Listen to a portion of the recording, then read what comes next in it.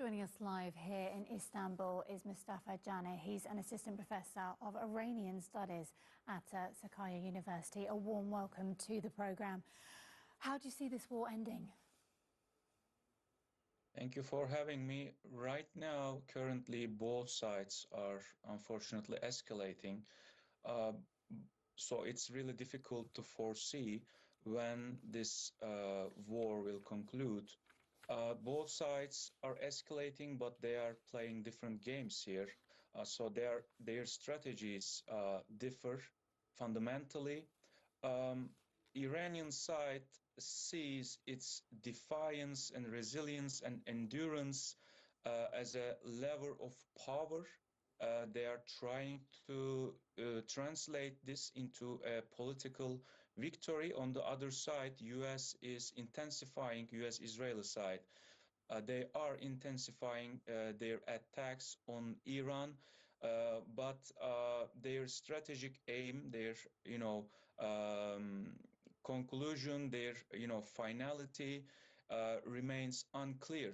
So at this juncture, it seems that the United States is caught in what can be described as an escalation trap, because the escalation is not controlled by the United States. United States is facing now two stark choices: either declare a quick victory or a nominal victory and immediately withdraw without looking back, or commit to a significantly more intensive military campaign against Iran. And Iran is, Iran appears well prepared for such a protracted war or prolonged war.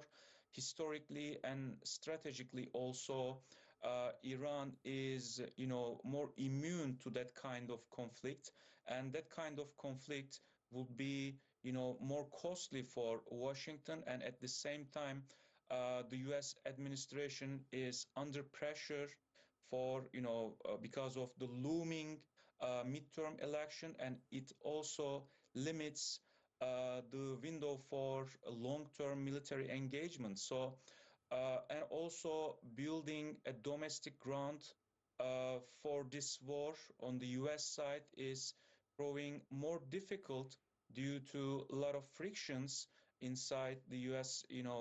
cabinet.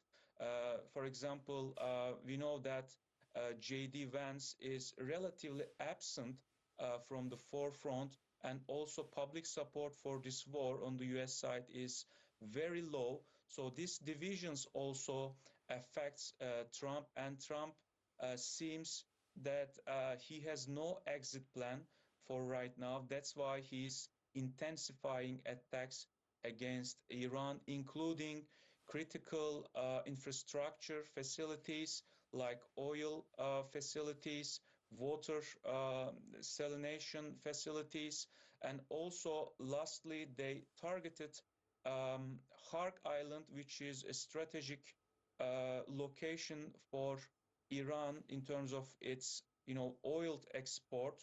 90% of Iranian oil export actually originating from that island. So it's another level of escalation initiated by Trump administration. Although they didn't attack the oil facilities, Trump declared that they only targeted military locations. However, he also signaled that maybe in the next couple of days they could also target oil facilities. If it happens, it would, carry enormous, severe unintended consequences for, oil markets. It would create a huge pressure on oil prices and inflationist pressure. So it would, complicate the matter more. So it's actually really difficult to foresee when this war will end, because, considering this all variables and the picture on the ground, both sides are now refraining from diplomacy. Both sides are, signaling that signaling their willingness to, continue this war because Trump administration lacks a clear exit plan, and on the other hand, Iranian administration sees its endurance and defiance as a strategic, bargaining chip, which they think that they could translate it into a political victory. But Iran has its challenges too, because nobody has actually seen the new supreme leader. Exactly, yeah. Uh, it, the new supreme leader, Mojtaba Khamenei, he only issued one written statement, and this statement actually was signaling that the the whole military campaign will continue as it is. So the Strait of Hormuz will remain closed for oil tankers. Of course, there are some exceptions.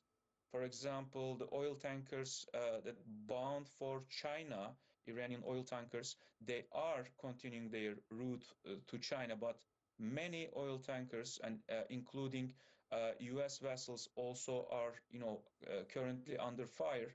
And also, this written statement states that this horizontal expansion of war will continue. That means Hezbollah and Iraqi Hashd-e-Shaabi forces will continue to stand with Iranian forces.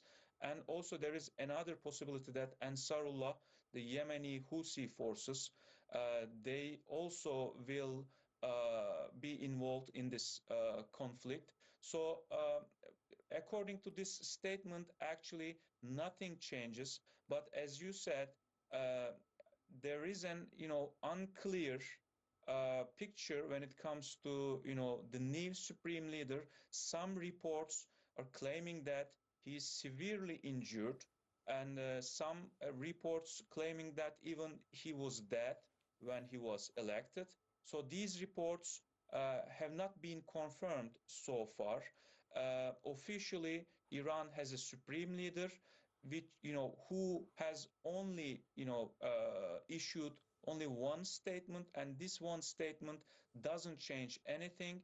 It didn't signal a room for diplomacy, a room for de-escalation. So everything goes as the same.